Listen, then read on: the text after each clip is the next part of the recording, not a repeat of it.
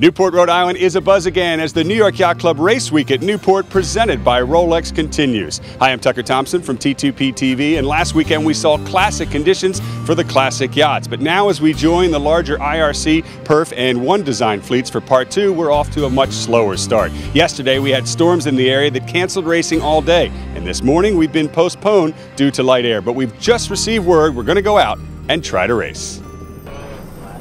We're out on the course, there's light air, but the race committee is optimistic. Well, the wind might be light, but the action is not. Here's the story. 2 minutes to go to the start. This is the reigning champion, Jim Swartz's Vesper, and they are more than 2 minutes above the start line. Class number one is about to begin. So here's the good news for Vesper. They are close to getting back to the line. Here's the bad news. They have to round the pin, jibe on the port, drop the kite, hoist the jib, and then avoid the boats that are on starboard just to start.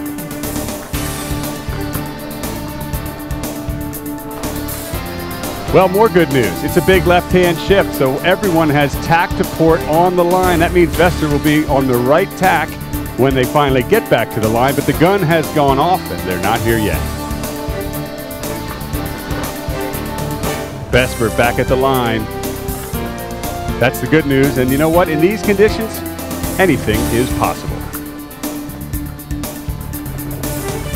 And for the rest of the fleet, it's slow going.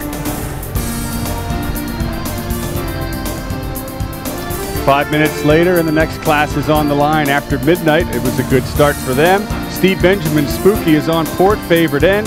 Certainly not moving too fast. A temptation here. Still trying just to get to the start.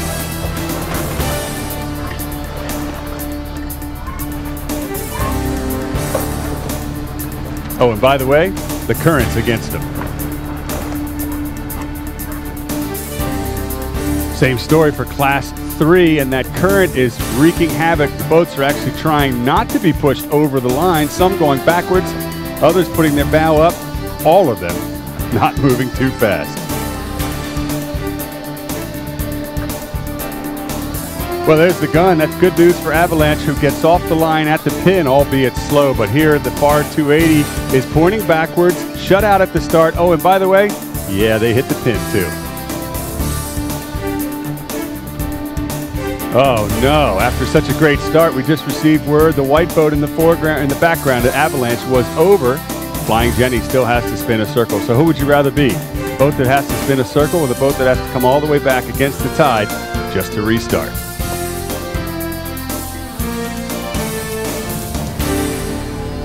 Back with IRC1, and Vesper is back in the game thanks to a 30 to 40 degree wind shift. We've got spinnakers on the upwind leg. Well, depending on who you are, this is probably good news, certainly for Vesper. The race committee has just signaled this race is abandoned.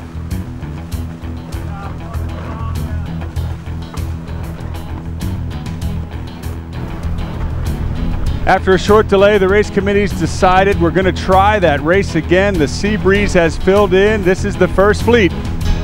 And there's the gun. At 90 feet waterline length, Rambler rambles past the fleet. Hooligan has to clear out early to the right. Now it's IRC2's turn. They seem to like the committee boat end as well as the sea breeze slowly builds here off of Newport.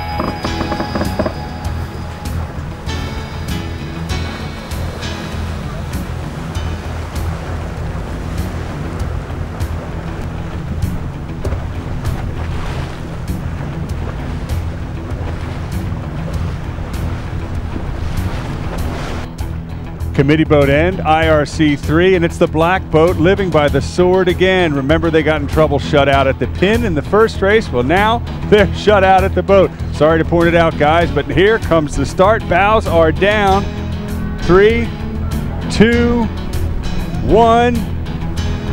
IRC3 is off. I guess my timing was a little off there too.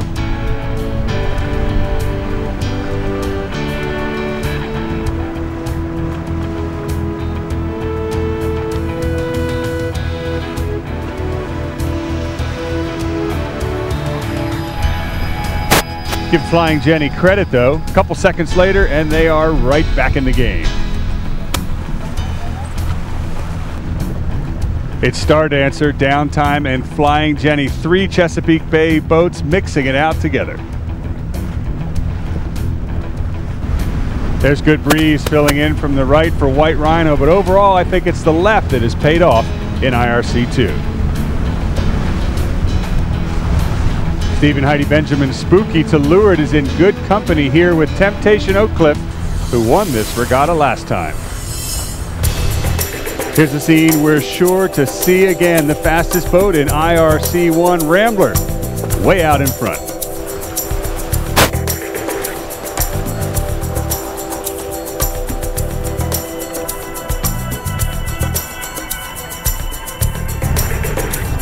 It's Temptation, Otra Vez, and Spooky about to have a threesome at the windward mark.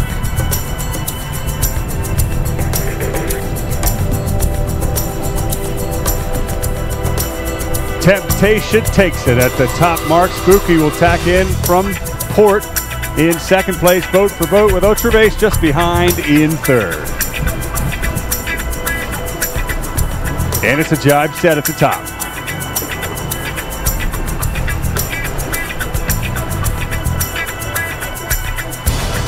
Tough to tell what's favored in IRC3. This fleet is spread out all over the race course.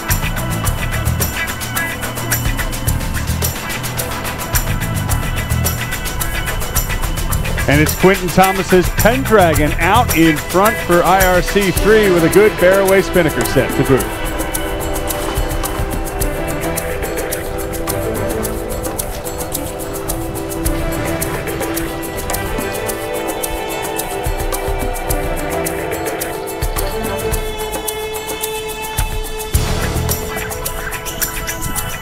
About 30 seconds behind them is White Witch, another 30 seconds behind them. It looks like Downtime.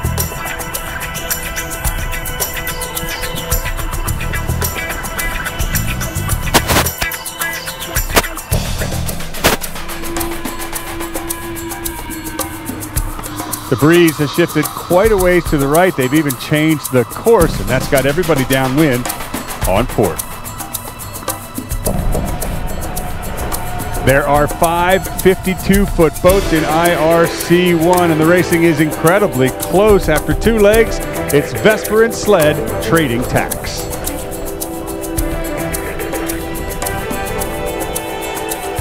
Near Miss, Interlodge, and Hooligan are close as well.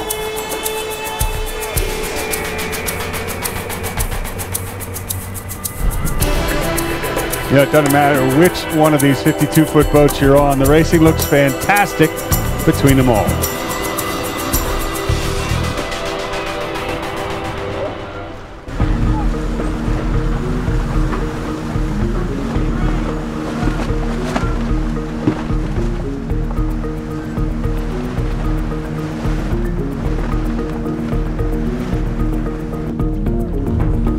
At the leeward mark, Vesper has definitely gained some time over Sled and the rest of the fleet.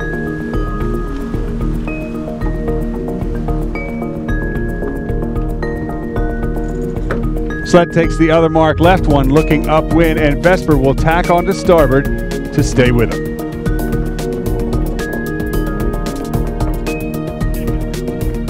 Next up, it's Near Miss.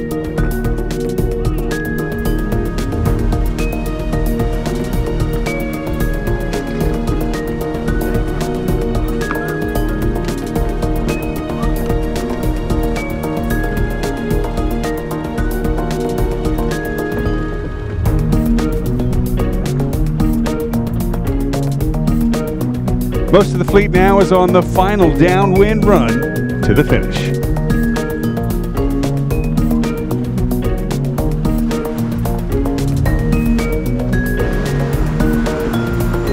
So far, Spooky has got IRC2 under control.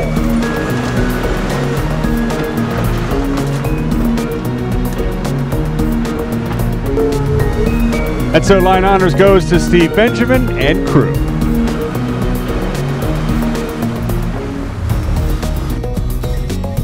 And of course, Rambler wraps up IRC 1.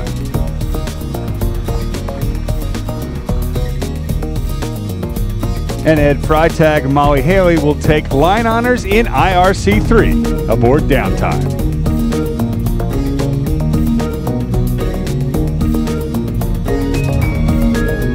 And back in IRC 1, it's Vesper checking her time on Rambler, but they've definitely bested the other 52s.